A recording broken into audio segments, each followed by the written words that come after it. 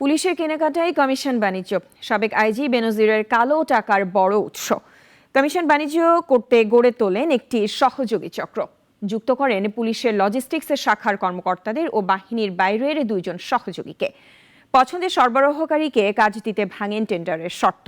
জালিয়াতি করে এশিয়াটিক গ্রুপের দুই প্রতিষ্ঠানকে পুলিশের ইউনিফর্মের কাপড় ও বিছানার চাদর সরবরাহ করার টেন্ডার দেন সাবেক পুলিশ প্রধান।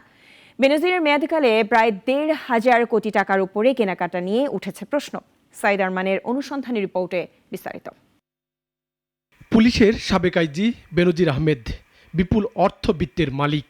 শত শত বিঘা জমি কিনেছেন জোরপূর্বক, গড়ে তুলেছেন রিসোর্ট, যা এখন দেশ জুড়ে আলোচিত।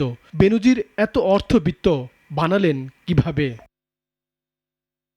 সূত্রগুলো বলছে পুলিশের কেনাকাটাকে তিনি ব্যবহার করেন কালো টাকার উৎস হিসেবে।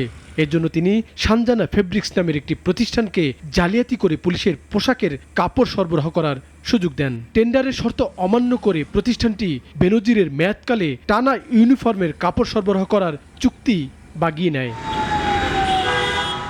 ইউনিফর্মের জন্য বছরে প্রায় ২৮ লাখ মিটার কাপড় দরকার হয়, যার বাজার মূল্য ১১২ কোটি টাকা। তাছাড়া বিছানার চাদর সরবরাহের ঠিকাদারিও পায় সানজানার মালিকের প্রতিষ্ঠান।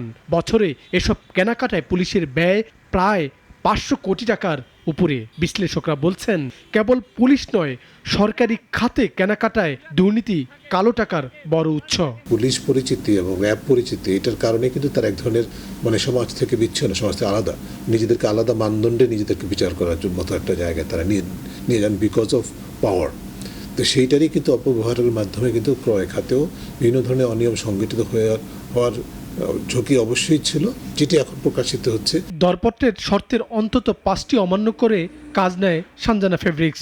শর্ত ছিল প্রিমা কিংবা সুপ্রিমা তুলায় নিজস্ব কারখানায় সুতা বানানোর। উল্টো ভারত থেকে নিম্নমানের সুতা আমদানি করে তৈরি করা হয় কাপড়। কেবল তাই নয়, নির্ধারিত সময়ে কাপড় কিংবা চাদর দিতে ব্যর্থ হলেও কাটা হয়নি জরিমানা। এই টেন্ডার চক্রে বেনজির সহায়তা নিয়েছেন পুলিশের কেনাকাটার দায়িত্বে ন্যস্ত লজিস্টিক্স শাখার ২-১ কর্মকর্তার।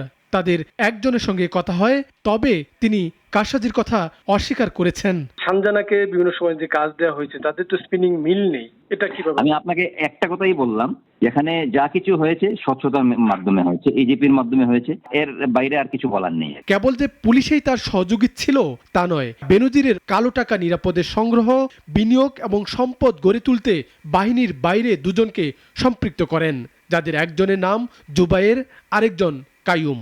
নাগরিক কথা বলে কাইয়ুমের সঙ্গে।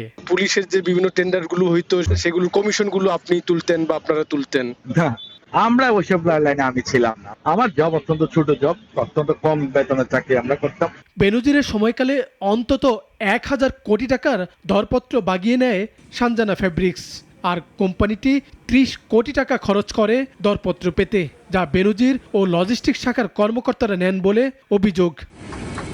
সূত্রগুলো বলছে, সানজানা ফেব্রিক্স বেনজিরের কমিশনের টাকা কখনো দেশে কখনো বিদেশে তার লোকজনের কাছে পৌঁছে দিত। এজন্য বাড্ডা একটি অফিসও খোলা হয়, যা বেনজিরের অফিস হিসেবেই পরিচিত। জুবাইর এই অফিসটাতেই বসতেন। আমরা যখন লিফটে উঠছিলাম তখন কিন্তু বেশ কয়েকজন আমাদেরকে বলেছে, আপনারা কি বেনজিরের অফিসে যাবেন কিনা। যদিও এখানে এখন অন্য একটি প্রতিষ্ঠান অফিস করছে বলে যারা এখানে চাকরি করছে তারা আমাদেরকে জানিয়েছে, তবে আমরা নিশ্চিত হতে পারিনি জুবাইরের সঙ্গে সংশ্লিষ্ট এখনও আছে কিনা।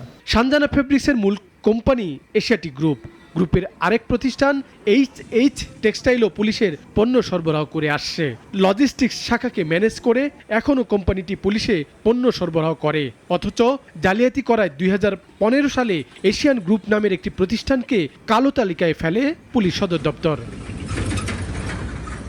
এসব বিষয়ে এশিয়াটিক গ্রুপের দিলকুশা কার্যালয়ে গেলেও তারা কথা বলেননি। সাইদ আরমান, নাগরিক, ঢাকা। ওয়ালটন ফ্রিজ কিনে অনেকের মতো আপনিও হয়ে যেতে পারেন মিলেনিয়াল। সেরা পণ্যের সেরা অফার।